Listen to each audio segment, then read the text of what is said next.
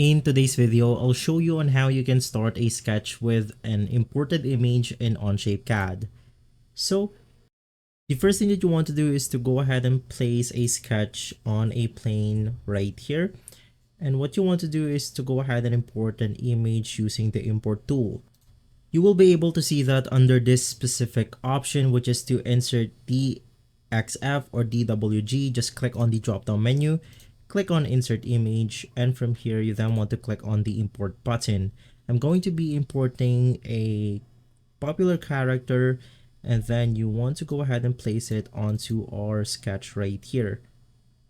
So you can edit the position and size by just drag and dropping onto our created sketch, and basically from there you can now start drawing with our imported image. Basically from there, this can be the basis of your sketch. So let's say that I want to trace this specific character right here. I'll just place a circle, and from here, let's say that I want to go ahead and trace out the character even more by using this spline tool. So I'll just go ahead and trace his eyes.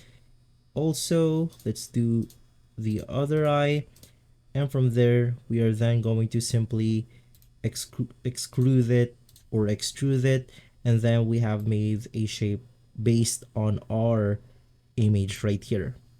And so you can just adjust the parameters the way you want to. For example, if you want to edit this into something like 2 inches and more, you can just go ahead and do so. But that's how you simply start a sketch with an imported image in Onshape CAD. If this video has been helpful, leave a like, subscribe, and follow Guides for Everything for more videos like this. Thanks for watching.